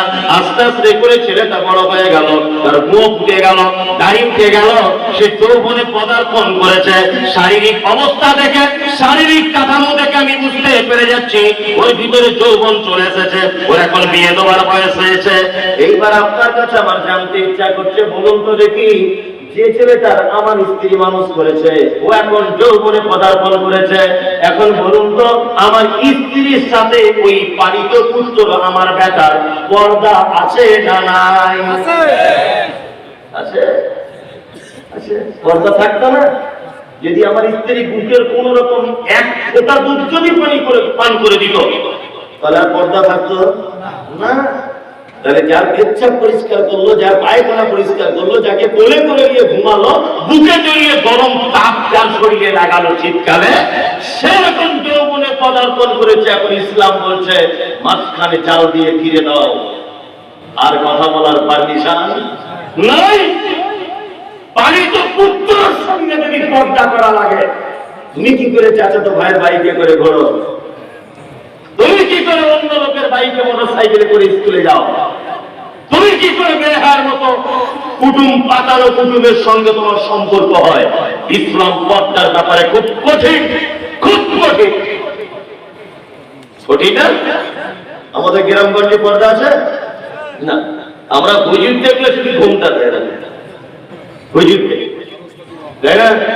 তবে আলহামদুলিল্লাহ এখনো কিছু ভালো মেয়ে আছে, এখনো অনেক আদর্শ পরিবার আছে, আছে না? আছে, অবশ্যই থাকতেও তো হবে, তাছাড়া তো চলবে না, পৃথিবীর ভারসাম্য হারিয়ে যাবে, তাই না? জি, থাকতেও হবে। নারীদের ব্যাপারে চারটে কথা বলে দিলাম, আপনার স্ত্রীকে এটা বাড়ি গিয়ে বলে দিবেন। এক নম্বর, আপনার স্ত্রী 5 ওয়াক্ত সালাত আদায় করবে। 2, 1 মাস সিয়াম পালন করবে। 3, আপনার সেবা করবে। 4, লজ্জাস্থানে হেফাজত করবে, জান্নাতের যে কোনো দরজা দিয়ে ঢুকতে পারবে ইনশাআল্লাহ। এবার আপনাদেরকে নারী পুরুষ সবার জন্য একটা ভালো কাজ বলে দিই, ভালো কাজ ইনশাআল্লাহ আমরা আমল করব। এক, আল্লাহ নবী সাল্লাল্লাহু আলাইহি ওয়াসাল্লাম তিনি বলেন, হাক্কুল মুসলিম আলাল মুসলিমি খামসিন দাতুস সালাম। এক মুসলিম আর এক মুসলিমের সঙ্গে দেখা হলে সে যেন বলে আসসালামু আলাইকুম। আমরা চালু করব ইনশাআল্লাহ।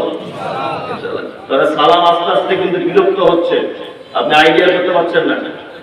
এই স্কুল এমন করে বেসরকারি কিছু স্কুল বুঝিয়ে উঠেছে, এমন ইংরেজি শেখাচ্ছে, শুধু বলছে good morning, good morning, good evening, good afternoon. এই গুড গুড উঠে সালামটা আস্তে আস্তে কমছে। কি বলছি বুঝতে পারছেন না? আস্তে আস্তে কমছে। সালাম সবাইকে দেওয়া যাবে ইনশাআল্লাহ, তাই তো? সবাইকে সালাম দিবেন, পরিচিত অপরিচিত সবাইকে, শুধু বউকে দেওয়া যাবে। বউকে দেওয়া যাবে? আপনি দেন? অত সহজ নয়। বউকে সালাম দেওয়ার খুব লজ্জার ব্যাপার। লজ্জার ব্যাপার না? আমার স্কুলে, আমার মাদ্রাসাতে একটা বাংলা টিচার আছে, ওর নাম সাবি। আমি বলছি সাবি, তুমি তোমার বউকে সালাম দাও। বলছি হুজুর লজ্জা লাগে। তাও যে একটু টেস্ট করে দেখো, যদি দেওয়া যায়। তাও আমাকে খুব সম্মান করে। তা বলছে হুজুর আমি চেষ্টা করি। এক সপ্তাহ পরে আবার মাদ্রাসায় গেছি, গিয়ে বলছি সাবি, তোমার স্ত্রীকে সালাম দিয়েছিল? তো বলছে হুজুর দিও বিপদে পড়ে গিয়েছি। বলছি কেন? বলছে আমি গিয়ে বলেছি আসসালামু আলাইকুম, আমার স্ত্রী হাসছে আর বলছে তুমি কি আমাকে চিনতে পারছো না? তুমি কি আমাকে চিনতে পারছো না তো সালাম দিচ্ছ? আমি তো অন্য কেউ। আমি তোমার নিজের ভালোবাসার বউ আর তুমি আমাকে সালাম দিচ্ছ। তার মানে আমাদের মাঝে এটা একটা প্রচলন হয়ে গেছে যে অপরিচিত লোককে দেখে সালাম দিতে হয়, পরিচিত মানে স্বাভাবিক। এটা মনে হয় না? আল্লাহ কি বলছেন? আল্লাহ বলছেন ইয়া আইয়ুহাল্লাযীনা আমানু লা তাদখুলুল বুয়ুতা গায়রা বুয়ুতিকুম হাত্তা তাস্তানিসু। শোনো তোমরা যারা ঈমান নিয়ে এসেছো, নারী হোক বা পুরুষ হোক, ঈমানের যারা স্বীকৃতি প্রদান করেছো, তোমাদের নিজেদের বাড়ি হোক অপরের কারো বাড়িতে হোক, তোমরা যখন প্রবেশ করবে দরজায় দাঁড়িয়ে বলো আসসালামু আলাইকুম। উত্তর এলো না, আবার তুমি বলবে আসসালামু আলাইকুম। উত্তর এলো না, আবার তুমি বলবে আসসালামু আলাইকুম। উত্তর এলো না। নবীজি বলেছেন ফায়ারজিউ ফিল বাইত, তুমি তোমার বাড়িতে আবার ফেরত চলে যাও, এটা তোমার জন্য কল্যাণ হবে। উত্তর যদি না আসে, তুমি কারোর বাড়িতে প্রবেশ করতে পারবে না। দরজা দাঁড়িয়ে কি বলতে হবে? আসসালামু আলাইকুম। উত্তর এলো না। আসসালামু আলাইকুম। উত্তর নাই। আসসালামু আলাইকুম। উত্তর নাই। বাড়ি চলে। আমরা কি করি? দরজা খুলে ঢুকে ভাবি কি করছো? ভালো আছে? ভাবি গোসল করছে। তা মনে আবার কি করবে? এটা আমরা করছি কি করছি না? কিন্তু ইসলাম খুব সুন্দর একটা জীবন ব্যবস্থা, তাই না? আপনার বাড়িতে একটা বেটি আছে, বেটিটার বয়স 16 বছর। আপনার বাড়িতে আপনার বোন আছে, তার বয়স 16 বছর। ওরা দুইজন আপনার স্ত্রীর সাথে বসে, মানে ভাবি তার ননদকে নিয়ে, মা তার বেটিকে নিয়ে শীতকালের দিন গোসল করে রোদ্দুরে বসে আছে। বাড়িতে কোনো পুরুষ মানুষ নাই, আপনি বাড়িতে নাই, আর আপনার বেটাও বাড়িতে নাই। ওই জন্য তাদের পরনে ভালো জামা কাপড় নাই। এক অপরের পিঠে তেল লাগিয়ে দিচ্ছে, এক অপরের মুখে তেল লাগিয়ে দিচ্ছে, এক অপরের মাথাতে তেল লাগিয়ে দিচ্ছে, গায়ে তেমন কোনো কাপড় নাই। আপনি বলুন তো দেখি, আপনি হঠাৎ করে যদি বাড়িতে প্রবেশ করেন, তাহলে আপনার 16 বছরের বেটি যদি গায়ে ওড়না না থাকা অবস্থায়, গায়ে জামা ভালো না থাকা অবস্থায় আপনাকে যদি দেখে, লজ্জা বোধ করবে কি করবে না? ওই জন্য ইসলাম বলেছে তুমি দরজায় দাঁড়াবে, দাঁড়িয়ে গিয়ে তুমি বলবে আসসালামু আলাইকুম। বারবার সালাম দেওয়ার পরে উত্তর যখন আসছে না, তোমার নিজের বাড়ি হলে তুমি বলো ও আয়েশার মা, ও খাদিজার মা, ও আয়েশার মা, তাড়াতাড়ি করে দরজা খোলো, আমি আয়েশার আব্বু বলছি। আপনার এই কারণে আপনার বেটি ঘরের ভিতরে চলে যাবে, আপনার বোনটা ঘরের ভিতরে চলে যাবে, গিয়ে গায়ে ওড়না নেবে, গায়ে চাদর নিবে, সেই লজ্জা থেকে বেঁচে গেল, আপনিও নিজে লজ্জা থেকে বেঁচে গেলেন। সবাই লজ্জা থেকে বাঁচবে না? ইসলাম কত সুন্দর জীবন ব্যবস্থা। আমরা সালাম দিব, এক অপরকে দেখা হয় ইনশাআল্লাহ। ইসলাম ওই জাতি সবথেকে আল্লাহর কাছে প্রিয়, যে জাতি পরিচিত অপরিচিত মানুষকে দেখলেই করে আসসালামু আলাইকুম। কি বলা বুঝলেন? এমনটা আমরা করবো ইনশাআল্লাহ। ওয়ারিয়াদাতুল মারিদ, দ্বিতীয় একটা আমল করি, অসুস্থকে দেখতে যাবে। অসুস্থকে কি করবেন? দেখতে যাবে, তাই না? ফজরের নামাজ পড়ে আমরা কি করি? ফজরের নামাজ পড়ে ঘুরে ঘুরে বেড়ায়। হাজি সাহেব বড় পাঞ্জাবি ওয়ালা লোক, তসবিহ ওয়ালা লোক, ঘুরে ঘুরে বেড়ায় ফজরের নামাজ পড়ে। বেটাগুলো কেউ নামাজ পড়ে না, বেটিগুলোও কেউ পড়ে না, ওই স্ত্রীও পড়ে না। কিন্তু হাজি সাহেব হজ করে এসে যে মানুষ সম্বন্ধে তখন ওকে তো করতেই হবে। আর ও কোনো রকম নামাজ পড়ে ঘুরছে, বেড়াচ্ছে। কিন্তু কেন? আপনি খোঁজলেন একটা বড় ব্যক্তির অংশ রয়েছে দক্ষিণ পাড়াতে, আশরাফুল অসুস্থ 3 মাস, তাকে একবার দেখতে চলে যাবে, তার মাথাতে হাত বুলিয়ে দেন, গিয়ে বলুন লাবাসাতা বলুন ইনশাআল্লাহ। এই আশরাফুল, আরে বাপু তোমার কথা তো আমি শুনতে পাইনি, আজকে 3 দিন হলো তোমার খবর পেলাম। মাথাতে হাত বুলিয়ে দিবেন। সকালবেলা থেকে যদি যান, সন্ধ্যা পর্যন্ত আসমানের ফেরেশতারা আপনার জন্য কল্যাণ কামনা করবে। সন্ধ্যাবেলা যদি যান তাহলে সকাল পর্যন্ত, তাই না? এইখানে একটা মজার কথা বলে দিই, খুব মজাদার। আমি মমতাজুল ইসলাম অসুস্থ, বললাম বুঝলেন, আমাকে দেখতে এসেছে এই মানুষটা, আমাকে দেখতে এসেছে। উনি এসে আমার জন্য দোয়া করছেন, আল্লাহ মমতাজুলকে তুমি সুস্থ করে নাও। তাহলে আমি মমতাজুল অসুস্থ, আমি কার দোয়া পেলাম? মানুষের দোয়া পেলাম, উনি একজন মানুষ, তাই না? এবার আর একটা কথা বলুন, উনি আমাকে দেখতে এসেছেন বলে উনার জন্য এবার দোয়া করছে কারা? ফেরেশতারা। তাহলে রুগী দেখতে গেলে লাভ রুগীর হলো না যে দেখতে গেল তার হলো? যে দেখতে গেল তার হলো, তাই না? যে দেখতে গেল তার হলো। আমি পেলাম মানুষের দোয়া, উনি পেলেন ফেরেশতাদের দোয়া। কার দোয়া কবুল হবে? মাঝে মধ্যে যাবেন সস্তার বাজারে দুটো আঙ্গুর ফল কিনে নিয়ে যাবেন, রুগী দেখতে যাবেন, পাড়া প্রতিবেশী যদি কেউ করে থাকে, ইনশাল্লাহ যাবো, ইনশাল্লাহ। 3 নম্বর ইত্তিবাউস সালাই, কেউ মারা গেলে তার জানাজা পড়বো ইনশাআল্লাহ। ওয়া ইজাবাতুদ দাওয়াতে, কেউ মারা গেলে জানাজা পড়ার পরেই আল্লাহ রাসূল সাল্লাল্লাহু আলাইহি ওয়াসাল্লাম বলেছেন, তোমাকে যদি কেউ দাওয়াত দেয় তুমি সে দাওয়াত গ্রহণ করো। দাওয়াত গ্রহণ করবো, আর দাওয়াতের ব্যাপার ইনশাআল্লাহ তো বলতেই হবে, গরু গোশতের ব্যাপার, তাই না? গরু গোশতের ব্যাপার দাওয়াত আলহামদুলিল্লাহ যেতেই হবে, মিস করা যাবে না। 40 যদি হয়, গোলাম হোসেন আপনাকে বলছি 40 হয়, এই যে মুসলমানিরা কি বলে খাতা না, আপনাদেরকে অনুষ্ঠান করে কিছু কিছু লোক করে না, ওটা কেটে দিতে হবে চামড়া। আপনি ধরবেন, আপনার বউ সাহস থাকলে কেটে দেবেন, আর আপনি নিজেও কেটে দিতে পারেন। কি বলে বুঝলেন না? আপনার বেটাকে বলবেন তুই ধর, আমি কেটে দিচ্ছি। এক কথাতে কেটে দিতে হবে, এটাই সুন্নাত। কি বলে বুঝলেন? এর জন্য ওর নানিকে ডেকে আনো, দাদুকে আনো, 12টা ডিম সেদ্ধ কর, 300 লোকের বিরিয়ানির ব্যবস্থা, বড় গরু জবাই করা, এসব ইসলামের সঙ্গে কোনো সম্পর্ক নেই। সম্পর্ক আছে? কোনো সম্পর্ক নেই। মানুষ মারা গেলে যদি একটা সহিহ আকীদার গ্রাম, তারপরে তো আশেপাশে হয়, আমরা আবার আহলে হাদিসের খুব চালাক, সবে বরাত বেদাত ফতোয়া দিয়ে দিয়েছি, কিন্তু হালুয়া খেতে যায়, তাই না? মানুষ মারা গেলে 40 করা, খানা পিনা করা হারাম, ফতোয়া দিয়ে দিয়েছি আমরা, কিন্তু দূরে কোথাও মাটি দিতে গেলে না খেয়ে এসেছে এরকম কোনো বান্দা নাই, তাই না? ও 2-4 লোকমা বেরিয়ে এসেছে, অথচ দাবি খুব বড়, আমি আহলে হাদিস, তাই না? শুধু মুখে দাবি করলে হবে না, কাজে কিছু করা লাগবে। দাওয়াত আপনাকে বলে দিয়ে যাচ্ছি, সব দাওয়াত বাড়িতে গ্রহণ করতে পারবেন না।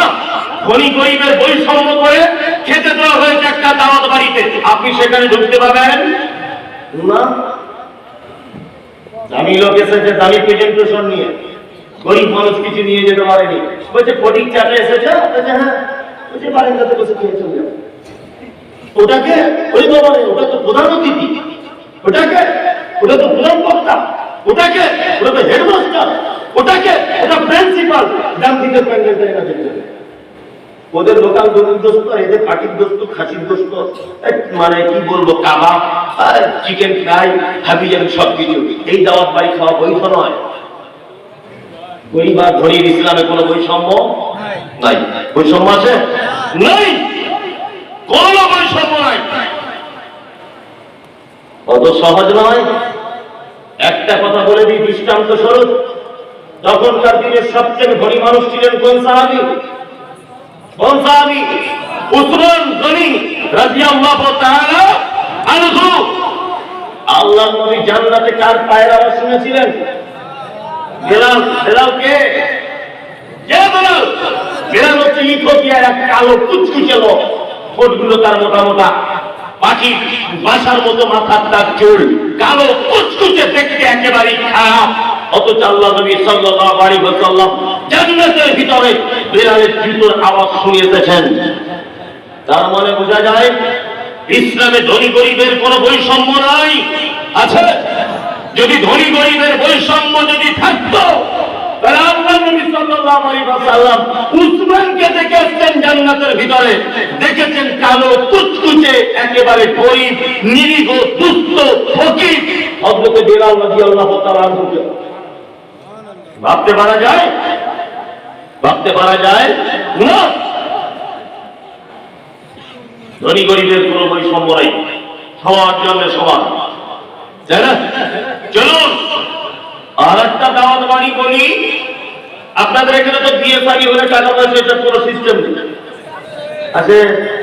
বাংলাদেশও হয়, আমি ভাবছিলাম আমাদের ইন্ডিয়ার লোক নয়, বদমাশ হিন্দু দেশের লোক, আমি মুসলিম দেশও হয়, বিয়েতে টাকা পয়সা নেয় পুরুষ মানুষ। বাবা, আরো খাতারনাক।